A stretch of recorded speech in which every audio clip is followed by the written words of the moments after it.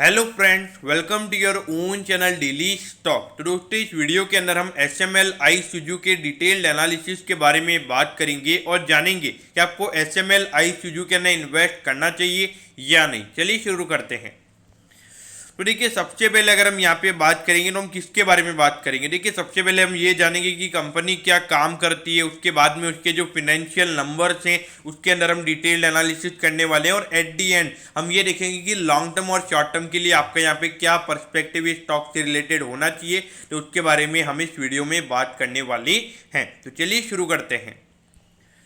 देखिए, सबसे पहले हम ये जानेंगे कि ये कंपनी काम क्या करती है। तो देखिए, ये जो कंपनी की हिस्ट्री है ये आपके सामने आ गई है। अगर आपको ये पढ़नी है तो आप पढ़ सकते हैं, अगर आपको डिटेल्ड वीडियो चाहिए तो आप बता सकते हैं, लेकिन हम यहाँ पे कंपनी के बारे में बात करेंगे। तो देखिए, ये जो कंपनी है ये पैसेंजर व्हीकल्स बनाती है, उसके अलावा जो ट्रक्स होते हैं वो ये कंपनी बनाती है, और एक इनका कार भी है वो भी ये कंपनी बनाने का काम करती है।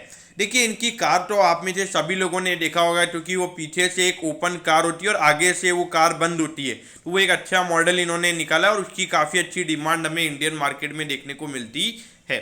तो देखा जाए तो इनका जो मोस्ट ऑफ दी रेवेन्यू है, यानी कि अराउंड 70 to 80% का जो रेवेन्यू है वो पैसेंजर व्हीकल से आता है। पैसेंजर व्हीकल यानी कि जो वॉल्वो होते हैं वो उनसे इनको उससे अच्छा खासा रेवेन्यू आता है। मेरे ख्याल से आप में से 70 to 80% लोगों ने देखा होगा कि इनकी जो वॉल्वो है वो काफ़ी अच्छी वॉल्वो है। बाकी अगर हम दूसरों के कंपैरिजन में देखेंगे तो ये जो मार्केट में दूसरे प्लेयर्स हैं, जैसे कि अशोक लेलैंड है, उसके अलावा आइशर मोटर्स हैं, तो उससे ये कम्पीट करती है। तो देखिए, इसका मार्केट कैप काफ़ी छोटा है। हम इसे देखा जाए तो अशोक लेलैंड, आइशर मोटर्स से कंपेयर नहीं कर सकते, क्योंकि इसका मार्केट कैप सिर्फ 938 करोड़ का है। लेकिन अगर हम डेट की बात करेंगे तो थोड़ा डेट यहाँ पे कंपनी का ज़्यादा है, अराउंड 351 करोड़ का कंपनी का डेट है। और कंपनी अभी लॉस में, खास करके पिछले 2 साल से लगातार कंपनी लॉस में है।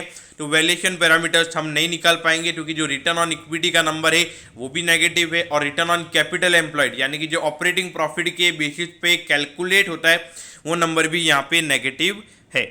तो यहाँ पर अगर हम देखेंगे तो प्रमोटर होल्डिंग यहाँ पे 44% है। तो ये काफ़ी अच्छा पार्ट है, क्योंकि अधिकतर कभी लॉस मेकिंग कंपनीज में प्रमोटर्स की होल्डिंग कम होती है, तो वहाँ पे कॉन्फिडेंस थोड़ा कम हो जाता है इन्वेस्टर्स का। लेकिन यहाँ पर ये 44% की जो होल्डिंग्स है ये मेरे ख्याल से हमें पॉजिटिव वे में लेनी चाहिए। लेकिन अगर हम डेट की बात करेंगे तो 1.81 का यहाँ पे डेट टू इक्विटी रेशियो है। तो यहाँ पे जितनी कंपनी की इक्विटी नहीं है उससे ज़्यादा कंपनी ने डेट लिया हुआ है, ये थोड़ा मुझे इश्यू लगता है। लेकिन देखिए, ये पूरी ऑटोमोबाइल इंडस्ट्री है, ये पिछले 1 से 2 साल से पूरी इंडस्ट्री में हमें इश्यूज देखने को मिल रहे हैं। तो ऐसा नहीं है कि ये अकेली कंपनी सफ़र कर रही है। अगर हम अभी देखेंगे तो टाटा मोटर्स भी लॉस में है, उसके अलावा अशोक लेलैंड को भी पिछले कुछ अगर हम देखेंगे क्वार्टर से तो उन्हें भी लगातार लॉस ही हो रहा है। तो ये पूरे मार्केट में अभी हमें इश्यूज नज़र आ रहे हैं। अब अगर हम कंपनी के फिनेंशियल ट्रेंड के बारे में अगर हम बात करेंगे तो देखिए, पिछले साल तो पूरा कोविड था, तो उसकी वजह से यहाँ पे ये कंपनी लॉस में आई थी। लेकिन पहले भी रेवेन्यू का नंबर यहाँ पे काफ़ी बुरे तरीके से कंपनी का गिरा था और कंपनी लॉस में भी आई थी।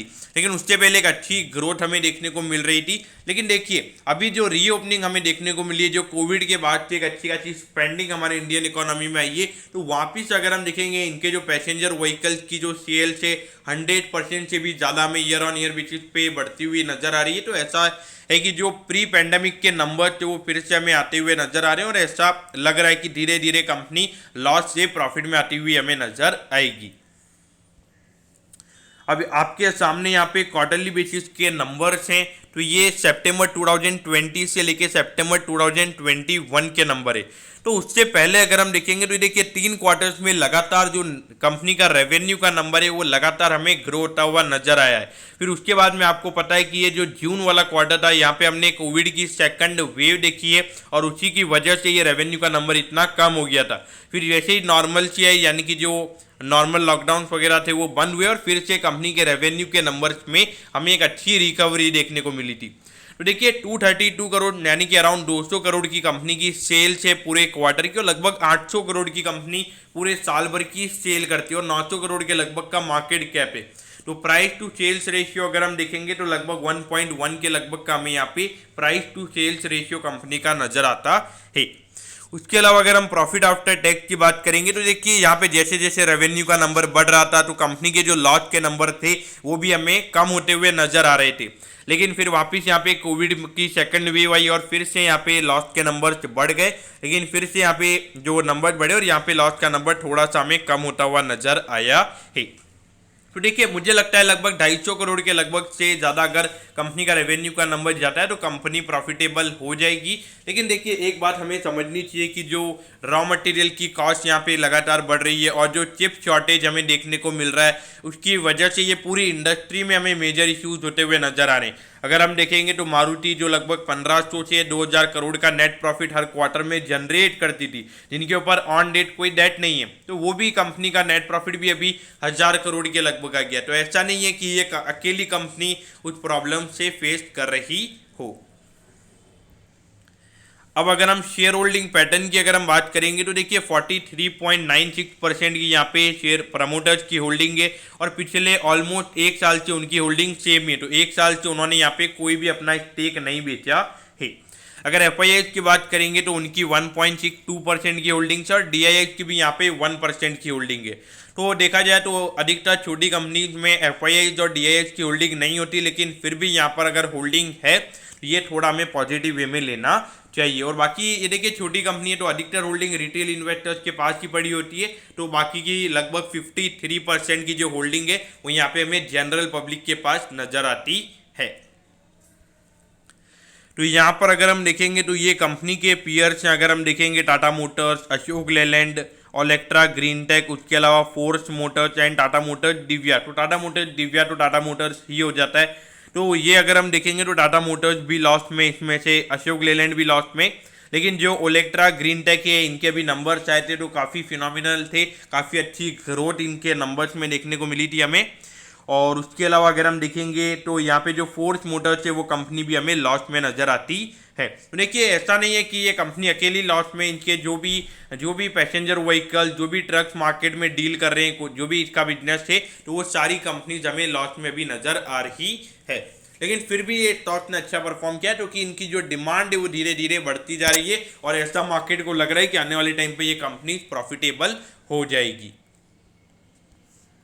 तो यहाँ पर अगर हम देखेंगे तो 648 पे ये स्टॉक अभी ट्रेड हो रहा है और अगर हम ऑल टाइम हाई से कंपेयर करेंगे तो अभी 47 मीन्स अगर 5 साल पहले अगर आपने इसमें इन्वेस्ट किया हुआ था तो आपको 47% का नेगेटिव रिटर्न मिलता और अभी ये स्टॉक अपने ऑल टाइम हाई से 50% से भी ज़्यादा नीचे ट्रेड कर रहा है।